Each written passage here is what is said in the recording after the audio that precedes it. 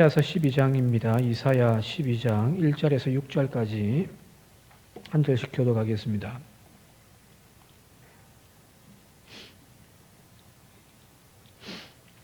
이사야 12장 1절에서 6절입니다. 그날에 네가 말하기를 여호와여 주께서 전에는 내게 노하셨사오나 이제는 주의 진노가 돌아섰고 또 주께서 나를 안위하시오니 내가 주께 감사하겠나이다 할 것이니라.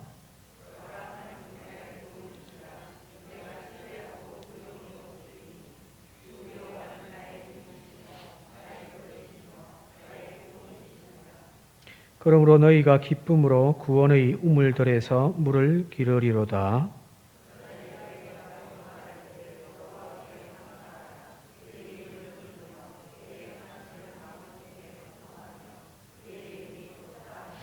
여호와를 찬송할 것은 극히 아름다운 일을 하셨음이니 이를 온 땅에 알게 할지어다. 시온의 주민아 소리 높여 부르라.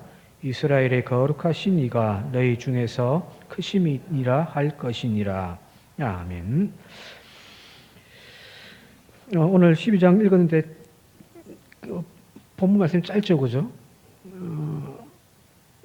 이 12장은 이사야서 1장부터 11장까지의 이야기, 예언의 마지막 결말입니다. 그래서 그 결말에 대한 이야기로 이제 하나님의 구원하심과 그 하나님의 사랑에 대하여 감사하라, 그의 이름을 찬송하라, 그의 이름을 소리 높여 부르라 하면서 이제 시편의 형태로 이제 마지막 결론을 짓는 거죠, 그죠? 끝날 때까지 끝난 게 아니죠, 그죠? 어떤 영화에도 그런 대사가 나오는데 끝날 때까지 끝나는 게 아니란 말이에요. 제일 중요한 것은 어떻게 끝나는가가 중요한 거잖아요. 그 결말이 그 모든 것을 다 대변한다라고 할 수 있단 말이에요.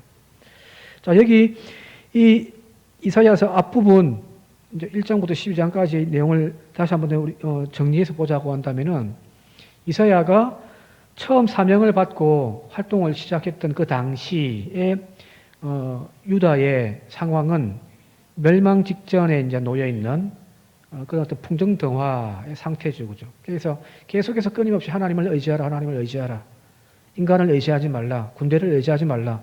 인간의 지혜대로 하지 말고 하나님의 지혜대로 살아야 된다. 그걸 계속해서 이야기하고 있단 말이에요. 그런데 이스라엘 백성들은, 유다의 백성들은 귀가 닫혀버렸죠. 눈이 멀어버렸단 말이에요. 하나님의 말씀을 선포해도 듣지를 못하고 그 말씀에 닫혀있기 때문에 그들 앞에 놓여있는 하나님의 심판이 그들에게 자연스럽게 임할 수밖에 없는 거죠. 그래서 이사야서 6장에 우리가 잘 알고 있는 이사야가 성전에 올라가서 하나님의 환상을 보고 사명받는 이야기도 물론 우리가 잘 알고 있습니다만은 더 중요한 이야기가 그 뒤에 나와 있는데 우리는 그걸 빼먹어 버린단 말이에요.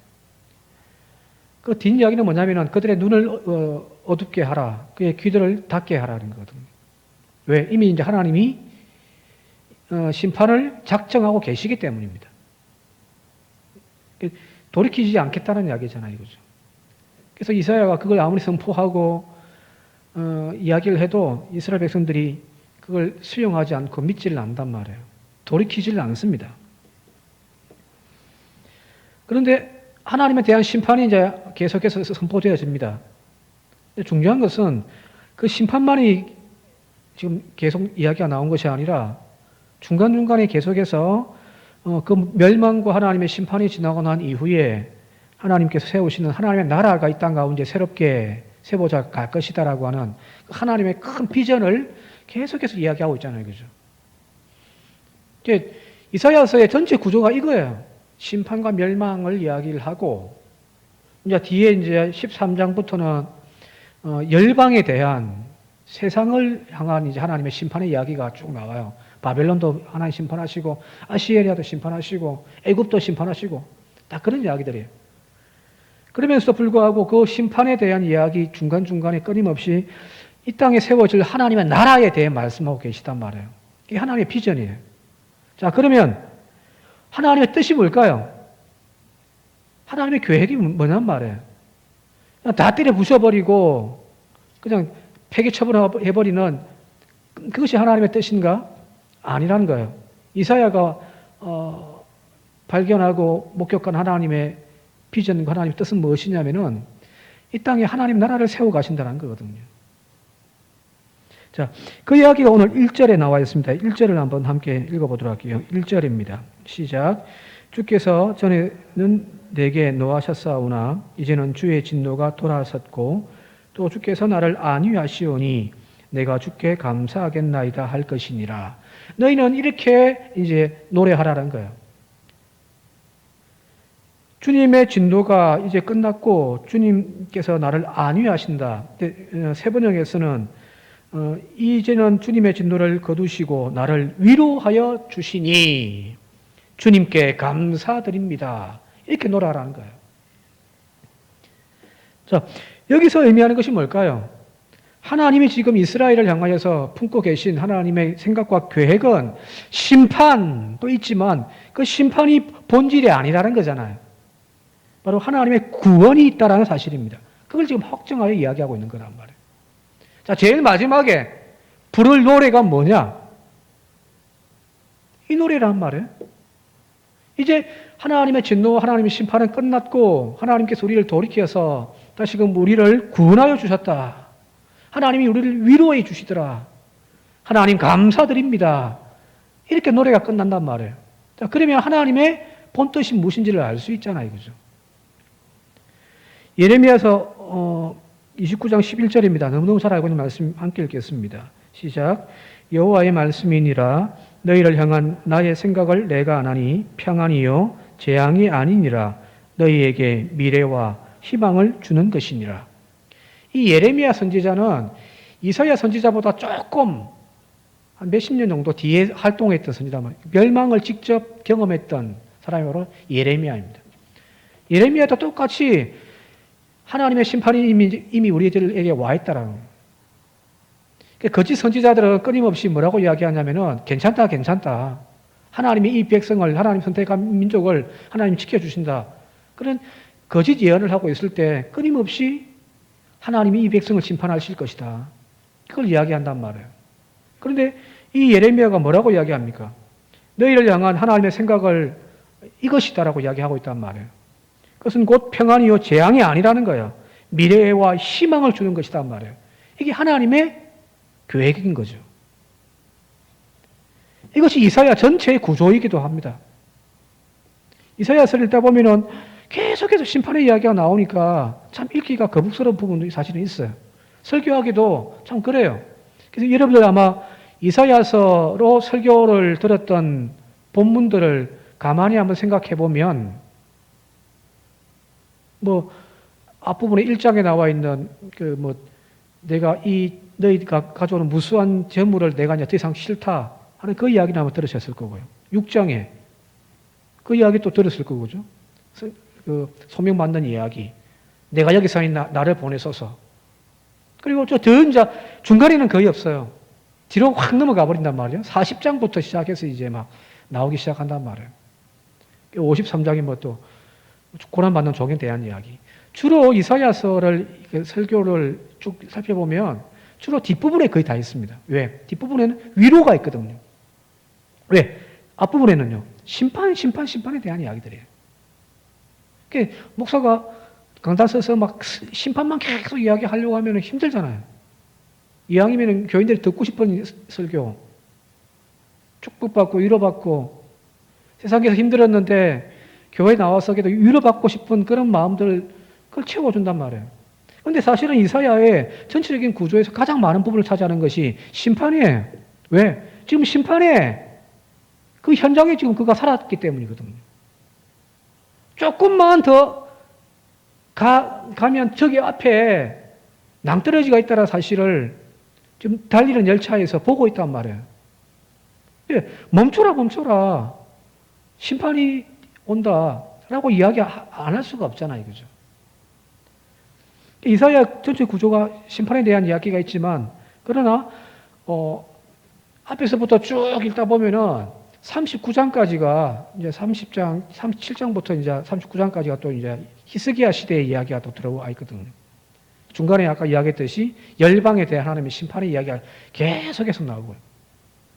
자, 이런 하나님의 심판과 진노에 대한 이야기를 쭉 다루고 있다가 40장 딱 넘어가 버리면은 40장 딱 넘어가면 갑자기 분위기가 확 달라져 버립니다. 앞부분의 심판에 대한 이야기예요. 하나님의 선택한 백성들 때려 부숴버리고 또 그 도구로 사용했던 아시리아라든지 바벨론도 하나님이 또 심판하시고 이런 내용들이란 말이에요. 이제 40장 또 넘어가면 완전 분위기가 바뀝니다. 한번 함께 읽어볼게요. 이사야 40장 1절과 2절입니다. 읽겠습니다. 시작. 너희의 하나님이 이르시되 너희는 위로하라. 내 백성을 위로하라. 너희는 예루살렘의 마음이 닿도록 말하며 그것에게 외치라. 그 노역의 때가 끝났고 그 죄악이 사함을 받았느니라. 그의 모든 죄로 말미암아 여호와의 손에서 벌을 배나 받았느니라 할지니라 하시니라. 딱 1절 딱 시작하면은 내 백성을 위로하라. 위로하라는 거예요. 큰 타이틀이에요. 그 뒤에 나오는 이야기들은 다 위로에 대한 이야기들이에요. 왜? 이미 심판받았거든요. 근데 심판받았으면 이제 끝날 거 아니에요. 그죠? 근데 끝나지 않았단 말이에요. 그 허물어져 버리고, 이게 곤투로 이야기하면은 한 방 맞아가지고 다운되어 있는데, 이제 땡땡땡땡 치면서 경기 끝날 것 같은데, 그때 하나님의 소리가 팍 울려 퍼지면서 내 백성을 위로하라는 거예요. 무슨 말이에요? 이렇게 세우라는 거잖아요. 그죠? 이게 하나님의 뜻이라는 거예요. 분명 죄의 사성은 사망입니다. 로마서에서는처럼 죄의 값은 사망이에요. 그게 하나님의 공의에 맞단 말이에요. 그래서 하나님은 우리의 죄값을 꼭 물으십니다. 하나님은 결코 한눈은 감고 한눈은 뜨고 계신 하나님이 아니란 말이에요.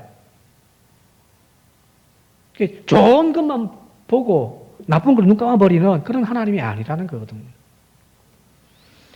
죄의 값으로 우리에게는 죽음이 임하게 되어지고 패망하게 되어 있습니다.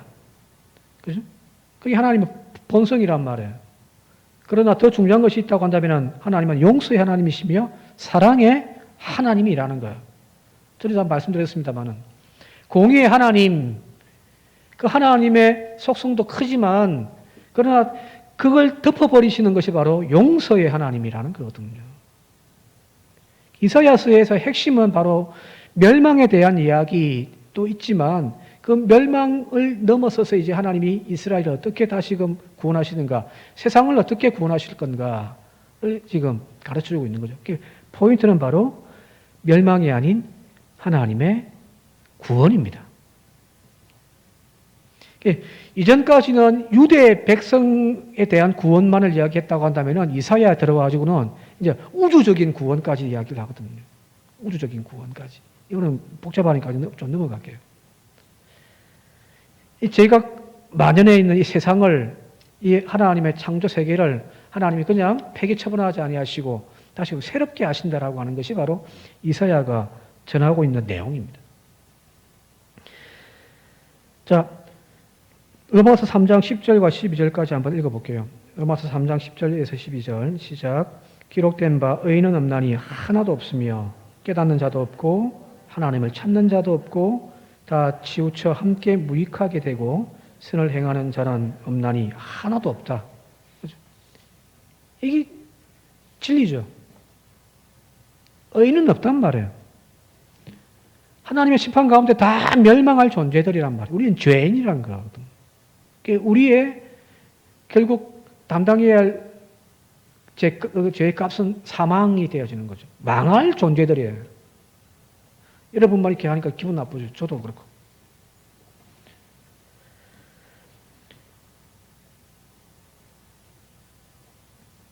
그러나 그 진노로 모든 것을 다 멸해버리시고 다 폐기 처분하시는 것이 하나님의 뜻이 아니라는 거예요. 다시 말씀드릴게요. 하나님의 뜻은, 이사야가 발견한 하나님의 뜻은 멸망시키기도 하고 부숴버리기도 하지만 하나님은 그 황폐한 그곳에서부터 다시금 하나님은 새롭게 시작하신 하나님. 그래서 그 하나님을 지금 이사야는 뭐라고 이야기하냐면 구원하신 하나님이라는 거예요. 자, 2절 말씀을 함께 또 읽어보도록 할게요. 2절 말씀 시작. 보라 하나님은 나의 구원이시라. 내가 신뢰하고 두려움이 없으리니 주 여호와는 나의 힘이시며 나의 노래이시며 나의 구원이심이라. 하나님은 나의 구원이시다는 거예요. 그렇게 노래하라는 거예요. 하나님의 구원의 시작은 타락한 이 세상 속에서 똑똑하고 의인들만 골라가지고 그들을 위하여 구원의 나라를 만들어가는 그런 하나님의 구원이 아니란 말이에요. 그건 바리새인들의 논리일 뿐이지. 하나님이 이 세상을 구원하시는 것은 죄로 만연해 있는 죄로 죽을 수밖에 없는 우리를 그 형벌에서 건져 주시는 것이 하나님의 구원인 거죠. 그래서 교회에 나온 사람들은 늘 여러분 듣는 이야기지만은 죄가 없는 사람들이 교회에 나와 앉아 있는 것이 아니잖아요. 다 죄인들이란 말이에요. 30보, 100보예요. 누가 더 큰 죄인인가 작은 죄인인가 차이점 뿐이지 다 죄인들이에요. 그러나 하나님께서는 우리를 이 구원의 방주로 건져 주셔서 우리에게 주신 은혜가 뭐냐면 바로 구원이라고 하는 거거든요. 여러분들 구원받은 이 은혜가 너무너무 크고 놀랍고 감사하여 여기 나와 있는 대로 하나님은 나의 구원이시라 하나님은 나의 구원이시라 두 번 2절에 앞부분과 뒷부분에 이야기하잖아요. 그걸 노래하라는 거예요. 교회에서 우리가 하는 신앙 고백하면 이것밖에 없어요. 사실은요. 하나님은 우리의 구원자다. 예수 그리스도는 우리의 구원이시다.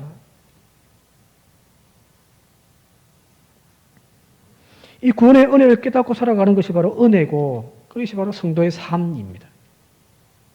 그런데 어느 순간부터 우리는 이 구원의 은혜의 감격은 쫙 뒤로 제껴버리고 다른 것들로 이제 채색하면서 이제 하고 있으니 그게 이제 문제가 되어지는 거죠. 본질로 돌아가야 되는 거죠. 하나님은 나의 구원자시다.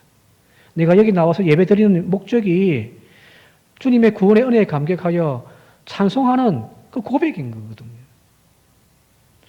그 고백을 해야 될 이 예배 자리에 나왔다가 나가면서 어떻게 우리가 근심하며 또 인상을 찌그리면서 나갈 수가 있냔 말이에요.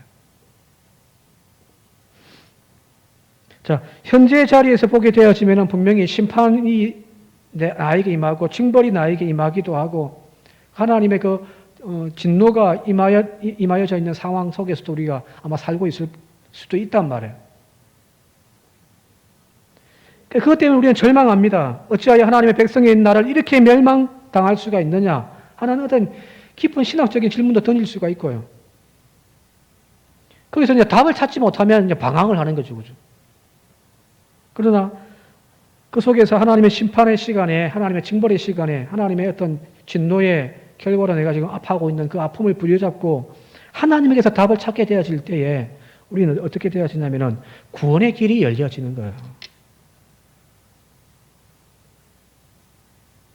하나님을 도구화 삼지 말라는 이야기가 그거예요. 당장 내 스스로 해결되지 못하는 문제들을 하나님이 어떻게 고쳐준다라고 하는 하나님을 의사로만 여기지 말라는 말이에요. 필요할 때만 찾아가는 거죠.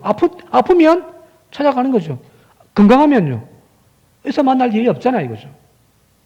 그런 어떤 도구로서의 하나님이 아니라 내 삶의 곤고와 아픔의 그 상처 속에서 답을 찾게 되어질 때에 그때 구원의 하나님을 우리가 만날 수 있는 거거든요. 이거는 어떤 육신적인 문제, 자녀의 문제, 경제적인 문제, 이걸 해결해 주는 그런 어떤 구원자가 아니라 내 인생 전체를 들어 하나님의 놀라운 세계로 인도하시는 그 은혜를 경험하게 되어지는 거예요. 오늘 저와 여러분들이 바로 이 구원의 하나님을 만날 수 있기를 바랍니다. 하나님은 나의 구원이시다. 하나님은 나의 구원이시다. 이 구원 빼놓고 다른 것 채우려고 하지 말잔 말이에요. 여러분, 더 이상 이 하나님을 만나고 하나님은 나의 구원이 되시다는 사실을 깨닫게 되어질 때에 어떤 일들이 발생하냐면은 그 하나님은 나와 참 멀리 있는 분이 아니라 내 곁에 와 계신 너무너무 가까운 그런 하나님으로 우리가 고백할 수가 있는 거거든요. 그게 임마누엘의 은혜잖아요. 내가 너와 함께한다. 내가 너와 함께한다. 앞부분에 있어서 가장 중요한 하나님의 약속이 뭐냐면 바로 임마누엘입니다. 그 절망, 패배, 인생의 끝자리에 와 있는 그 어떤 고통의 시간 속에서도 하나님이 너와 함께한다라고 하는 것을 계속해서 이야기하고 있거든요. 자, 유대인들에게 있어서 하나님을 가까이 한다는 말이 얼마나 두려운 건지 여러분 잘 아시잖아요. 죄인인 인간이 어떻게 하나님을 가까이 할 수가 있느냐. 하나님과 가까워지는 그 순간, 인간은 죽게 되었다고 유대인들은 믿었단 말이에요. 하나님과는 거리를 두는 거예요. 경배의 대상일 뿐이에요. 그죠? 그런데, 여러분, 그 휘장이라고 하는 것, 성전에 하나님이 임재해 계시는 그 법궤 위, 시온소라고 하는데, 거기 하나님이 이제 내가 거기에서 너희를 만나리라 하셨잖아요. 그죠? 하나님이 이 땅 가운데 임재해 계시는 그 지성소 안에 하나님이 거하시는데, 근데 그 앞에 무엇이 쳐 있냐면은 휘장이라고 하는 커틀이 쳐 있단 말이에요. 그죠? 성막에서. 근데 이 커튼을 친 이유는 저 밖에서 함부로 이 안을 들여다보지 말라는 거잖아요. 그래서 일반인들은 여기 들어가면 다 죽어요. 하나님의 거룩함을 범했다라고 해서. 그래서 대제사장만이 들어갈 수가 있는데 그것도 자기 마음대로 뭐 그냥 들락날락 하는 것이 아니라 딱 1년에 한 번 10월 달에 대속죄일 날 딱 한 번만. 어때 들어갈 때에도 일주일 동안 준비를 하고 들어간단 말이에요. 흠이 있고 문제가 있는 상태에서 들어가면은 죽임을 당한다라고 하는 그 두려움 때문에 일주일 동안 매일매일 몸을 씻고요. 정결 예법을 행하면서 자기의 어떤 몸에 또 자기 자신에게 흠이 없도록 하기 위하여 일주일 동안 준비하다가 들어갈 때도 예복을 입고 여기 방울을 달고 줄을 달고서 들어간단 말이에요. 어디로요? 지성소 안으로. 그래서 거룩한 장소와 속된 장소를 구별하는 것이 바로 휘장입니다. 그죠? 그게 유대인들의 개념이에요. 그런데 예수 그리스도께서 이 땅에 오셔서 가지고 하신 일이 뭘까요? 십자가에서 죽으셨을 때 마지막 숨이 딱 끊어질 때에 어떤 자연적인 현상들이 기적들이 일어났냐면 뭐 무덤들이 열리고 병자들이 고침받고 하는 그런 기적도 일어났지만 가장 큰 은혜가 바로 이 성소에 있던 휘장이 위에서부터 아래로 쫙 쪼개져 버린 거잖아요. 그게 무슨 의미일까요? 하나님과 저 속된 세상이 인간의 세계가 철저하게 차단되어지고 구별되어져 있었는데 그 휘장의 찢어짐을 통하여서 어떻게 되어지냐면은 하나님과 이제 인간이 직접적으로 대면하며 만날 수 있더라는 거예요. 그게 십자가의 은혜인 거예요. 이제 하나님과 우리 사이에 화평의 길이 열려졌단 말입니다. 자, 휘장이 갈라짐을 통하여서 속된 것과 거룩한 것을 가로막는 장애물이 이제 사라져버렸죠. 하나님과 나의. 이제 하나님이 당신을 오픈해 놓으신 겁니다. 이제 이후로 우리의 삶에 변화가 있어야 한다면은 어떤 예배를 잘 드리고 모이기를 잘하고 하는 그 신앙의 관점에서 이제 바뀌어지는 거죠. 뭐라요? 누가 더 하나님께 가까이 나아가는가? 일주일에 뭐 한 번, 물론 이걸 뭐 기계적으로 적용시킬 수 없습니다만은 일주일에 한 번 교회 나오는 사람보다 일주일에 2번 나오는 사람이 아마 그래도 조금 더 하나님과 가까워지려고 하는 마음들이 있을 거 아니에요. 일주일에 2번 나오는 것보다 매일매일 새벽 제단 싸우면서 그 하루를 하나님과 시작하고자 하는 그 마음이 있는 사람이 더 하나님과 가까이 나아갈 수 있는 사람 아닌가요? 그죠?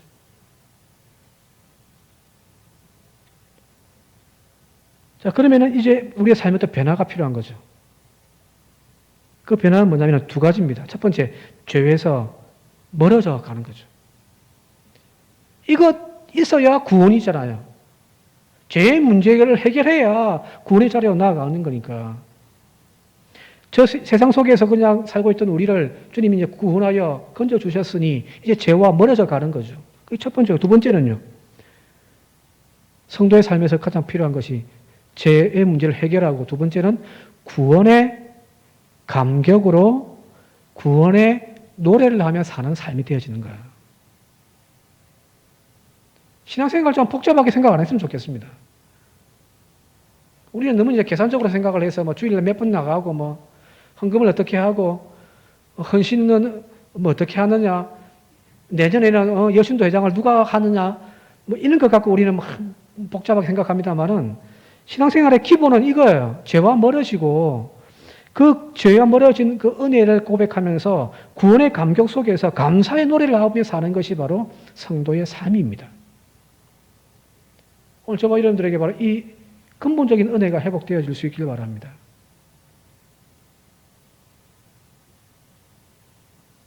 기도하시면서 우리 자녀들 원하는 대학 가게 해달라고 하도 기도하셔야 되고 직장생활 잘하게 해달라고도 하셔야 되겠지만 가장 중요한 기본이 되어져야 할 것이 바로 하나님 그 구원받은 백성이 되게 해달라고 하는 거죠.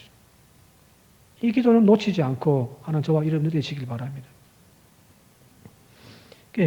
여기 2절에 제일 중요한 것이 하나님은 나의 구원이시다.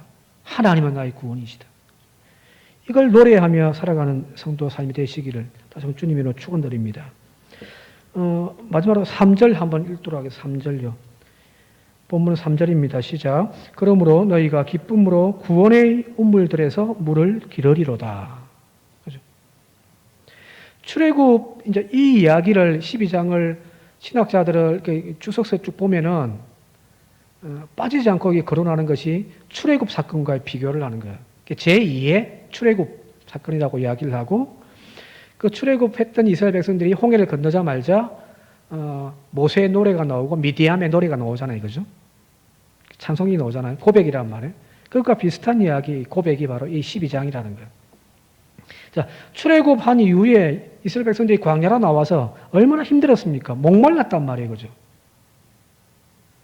물 한 모금 마실 수 없는 그 갈증의 연속 속에서 불평하기도 하고 막 돌아가겠다라고 막 떼를 쓰기도 했던 그들이었지만 자, 하나님은 끊임없이 그들을 목마른 그들의 목을 채워주시잖아요.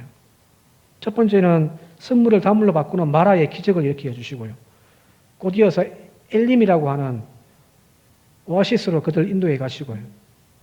또 모세 지팡이를 통하여 반석을 터뜨려 물을 마시게 해주셨단 말이에요. 그죠? 자, 광야의 배고픔과 목마른 상황 속에서 하나님은 언제나 그들의 목을 채워주신 그들의 목마름을 하나님은 해결해 주시더라는 거예요. 이게 구원받은 백성들의 삶이라는 거예요. 갈증들이 다 있을 거예요, 살아가면서. 가족으로 인한 갈증, 건강으로 인한 갈증, 물질로 인한 갈증, 이런 갈증들이 다 있겠습니다만 중요한 것은 하나님은 언제나 우리의 그 목마름을 채워주시는 분이십니다. 자, 예수님 당신도 자신에 대하여서 이렇게 설명할 때에 뭐라고 표현했냐면 나는 생명수다라고 하는 구원의 생수라고 하는 그 말씀을 하신 적이 있잖아요. 요한복음 7장입니다. 요한복음 7장 37절에서 39절 함께 읽겠습니다. 시작. 누구든지 목마르거든 내게로 와서 마시라. 나를 믿는 자는 성경의 이름과 같이 그 배에서 생수의 강이 흘러나오리라 하시니 이는 저를 믿는 자들이 받을 성령을 가리켜 말씀하신 것이라. 나는 영원히 목마르지 않는 생수라는 거잖아요. 그죠? 지금 네가 물 떠가고 있는 이 사마리아 우물, 야곱의 우물, 그 물로는 네가 다시금 목마르지만 나를 믿는 자는 영원히 목마르지 않겠다는. 자, 여기 주님께서 우리에게 주시는 이 생수는 어떤 단순하게 갈증만 해결할 수 있는 그런 어떤 세상적인 물이 아니라는 거잖아요. 그죠? 여기 보면은 39절에 이 물의 본질에 대해서 이야기하시는데 이는 그를 믿는 자들이 받을 성령을 가리켜 말씀하신 거란 말이에요. 주님이 우리에게 부어주시는 그 생수는 뭐냐면 성령이세요. 예수 믿으면 내 인생에 목마름이 없어질 거야. 이게 아니에요. 예수 믿으면 내 가정이 화평해지고 잘 될 거야. 아니에요. 예수 믿어도 질병이 생기고 예수 믿어도 사업에 문제가 생기기도 하고 예수 믿는 가정에도 무슨 자꾸 시끄럽고 복잡한 일들이 생기단 말이에요. 목마름이 생길 수가 있단 말이에요. 근데 왜 나를 믿으면 영원히 목마르지 아니하리라. 꼭 말씀하실까요? 그 배에서 생수의 강이 흘러나온다고 말씀하실까요? 왜 그럴까요?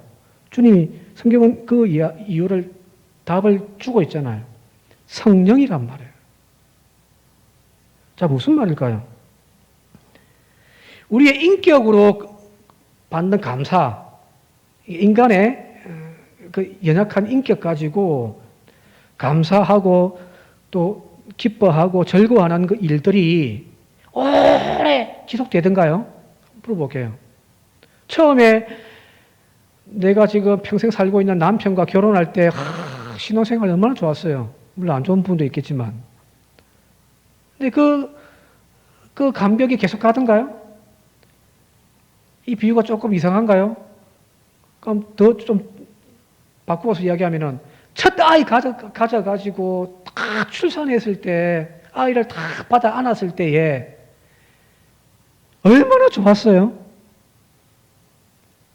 감격스럽고 눈물이 나고 이 아이 주신 하나님께 감사하다고 얼마나 우리 고백했어요? 근데 이 아이가 조금씩 자라면서 사고치고 막 말썽 부릴 때 내가 지셨기 때문에 못 산다고 불평하고 원망하고 눈물을 많이 흘리지 않았습니까? 그게 뭐 아이만의 문제일까요? 우리의 인격으로 우리가 하는 감사와 즐거움이라는 것들이 그냥 일정 기간 동안은 기쁨이 되어지고 감사가 되어지는데 그 똑같은 상황이 계속해서 감사가 되어지는 그런 인격을 가진 사람들은 아직 저는 못 봤거든요. 이 교회 올 때 얼마나 좋았는지 막 하나님 나 같은 부족한 자를 종으로 보내주셨습니까? 하면서 날마다 눈물이 수도 있었는데 시간 지나면서 또 바뀌어지는 것이 인간의 마음이잖아요. 자, 우리가 사는 동안 어느 것 하나 이런 감사가 변하여 불평과 걱정이 되지 않는 것들이 있던가요? 아파트 큰 데 이사 가면 처음에는 얼마나 좋은데 시간 지나면서 또 불편하다고 하고죠. 새 차 사가지고 타고 나면 얼마나 좋습니까? 근데 또 다른 더 큰 차, 더 좋은 차 자꾸만 기웃기웃거리고죠. 그게 인간의 인격이란 말이에요. 세상이 주는 즐거움과 기쁨은 언젠간 다 말라 증발해버리더란 말이에요. 그게 우리의 인격으로 누리는 그런 목마름을 해결하는 방법들이었잖아요. 채우면 무조건 내가 욕심내고 있는 것들 채우면 시원해진다 생각했었는데 아니더라는 거예요. 근데 여기 주님께서 우리에게 주시는 영원히 목마르지 아니하는 생수가 바로 성령을 가리켜 말씀하시는 것이라는 이 말씀은 무슨 뜻일까요? 성령이 임재하면은 달라지더라는 거예요. 성령의 9가지 열매 아시죠? 갈라디아서 5장 22절 23절 한번 읽어보기 시작. 그러나 성령의 열매는 사랑과 기쁨과 화평과 인내와 절제와 선함과 신실과 온유와 절제입니다. 세 번역으로 읽었습니다. 여기 성령의 열매 중에 한 개가 바로 기쁨이란 말이에요. 근데 이 기쁨이 뭔가 채워지고 우리가 세상적으로 하는 방법처럼 내가 가지고 싶은 것이 있었는데 나의 지금 결핍되어지는 것들이 있어서 그걸 채웠을 때 오는 기쁨, 그 기쁨이 아니잖아요. 병들어도 감사해요. 예수 믿는 사람들은 제정신이 아닌 사람들이죠. 세상 기준을 봤을 때. 병드는데 무슨 감사가 나와요? 병드는 사람인데 분명히 감사금을 낸단 말이에요. 고통과 절망과 눈물 속에서도 하나님 앞에 나와서 엎드려 기도하면서 주여, 주여 감사합니다. 라고 고백할 수 있는 사람들이 바로 성도인 거예요. 왜요? 그게 성령이 부어주시는 은혜란 말이에요. 세상과 다르단 말이에요. 로마서 14장 17절 한번 읽어볼게요. 로마서 14장 17절 세 번역입니다. 시작. 하나님의 나라는 먹는 일과 마시는 일이 아니라 성령 안에서 누리는 의와 평화와 기쁨입니다. 더 채우고 더 마시고 그 갈증을 채우기 위하여 막 먹고 마시는 육적인 허기를 채우는 그 어떤 기쁨이 아니라 성령 안에서 누리는 의와 평화와 기쁨입니다. 오늘 여러분들에게 이 기쁨이 있습니까?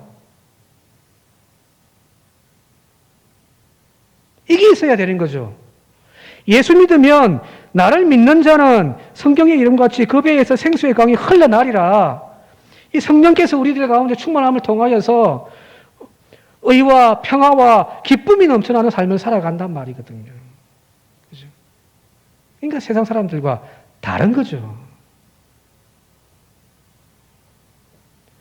주님의 말씀처럼 이 물을 마신 자마다 다시는 목마르지 않는 거예요. 성령 충만함을 통하여서 상황과 여건 따라서 목이 마르기도 하고 또 해갈되어지고 하는 그런 차원이 아니라 어떤 환경, 어떤 여건, 어떤 시간 속에서도 하나님 앞에 감사할 수 있고 기뻐할 수 있는 삶을 살 수 있단 말이에요. 그게 바로 그 배에서 생수가 흘러나오는 삶인 거죠. 어떤 물을 마시고 계십니까? 여러분들은 어떤 물을 마시고 계세요? 우리의 인생의 목마름을 해결하고 채우기 위하여 세상 것들에 찾아 방황하는 인생이 되지 말고 주님 은혜 안에서 그 성령의 충만함으로 다시금 우리의 인생의 목마름을 해결할 수 있는 영원히 목마르지 않는 그런 저와 여러분들 되시길 바랍니다. 사도행전 이미 읽었습니다만 사도행전 이사야서 8장 6절에 제가 말씀을 읽어드릴게요.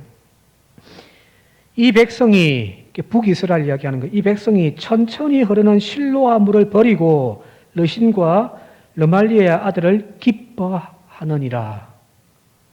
지금 북이스라엘이 뭘 하고 있냐면은 지금 세상의 권세자들 그 당시에 막 떠오르는 샛별 그 힘과 권력에 의지하여서 지금 막 이 자신들의 미래를 지금 꿈꾸고 있단 말이에요. 또 위기를 극복하려고 저 북쪽의 아시리아를 대항하기 위하여. 근데 여기 보니까 천천히 흐르는 실로아 물을 버렸다는 거예요. 여러분 잘 아시듯이 실로아 물이란 무슨 어떤 물이냐면은 신약에 나와 있는 실로암 물이에요. 실로암 물. 예루살렘 성 안에 있는 실로암. 그 물이란 말이에요. 성전 중심의 그 신앙, 하나님 말씀을 부여잡고 살아가는 인생이 아니라 그냥 인간의 어떤 권력과 그 힘을 의지하여 가는 것들 비꼬는 이야기란 말이에요. 이 권력은 하나님이 한번 훅 부시면 그냥 어느 순간 안개와 같이 사라져버리는 그런 나약한 존재일 수밖에 없는데 우리는 자꾸 그걸 붙잡고 내 인생의 목마름을 해결하려고 있단 말이에요. 그러나 천천히 흐르는 그 실로암 물을 찾는 저와 여러분들이 되시길 바랍니다. 에스겔서에 나와 있고 요한계시록에 나와 있는 성전 미문에서부터 흘러나온 그 물이 흘러가면서 그 강가에 생명을 살려내고 사해의 바다로 죽음의 바다로 흘러가서 그 죽음의 바다를 살려내어 거기에 물고기들이 풍족하게 되어지는 그 은혜의 물이 성전 미문에서부터 흘러나오는 거잖아요. 우리는 지금 그 물을 포기한 채 세상 것들을 붙잡고 이제 쫓아다니는.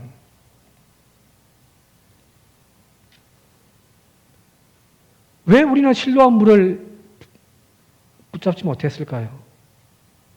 천천히 흐르거든요. 아까 그림 잠시 보셨는가 모르겠는데 그 실로암 물이 기온 샘에서부터 들어와가지고 물이 쫄쫄쫄쫄 이렇게 흘러요. 큰 강도 아니고요. 자, 에스겔 환상의 이름 잘 아시는 대로 성전 미문에서 문지방에서부터 흘러내리는 물이 처음에 막 큰 강물처럼 폭포수처럼 막 쏟아지던가요? 아니에요. 쫄쫄쫄쫄쫄 이렇게 성전을 돌아가지고 쭉 흘러내린단 말이에요. 큰 물도 아니에요. 에스겔 보고 건너보라고 하니까 뭐 발목 정도 들은. 천척을 또 더 나가서 끌었더니 이번에는 무릎에, 다음에는 허리에, 그죠? 무슨 말일까요? 하나님의 은혜라는 것이 당장 내 눈에 볼 때에는 아주 미천한 게 보인단 말이에요. 세상의 어떤 권력과 물질의 힘보다 더 비천하게 보이는 것이 하나님의 은혜일 수도 있어요. 기도하면 뭐가 나오냐고 사람들 이야기하잖아요. 하나님께 엎드려가지고 기도하는다고 무슨 네 병이 나아지고 네 삶에 어떤 큰 능력이 나타나느냐. 의사한테 가라, 의사한테 가라. 돈 빌려 대출 받으러 가든지. 거기 오히려 정답일 수 있어요. 그런데 그 은혜에 순종하여 그 물을 따라가다 보면은 그 물이 처음에는 아주 미천한 천천히 흐르는 그런 물이지만 나중에는 내 온몸을 휘어감는 그런 큰 강이 되어진다는 사실을 여러분 기억하시고 믿음으로 나아갑시다. 믿음으로 나아갑시다.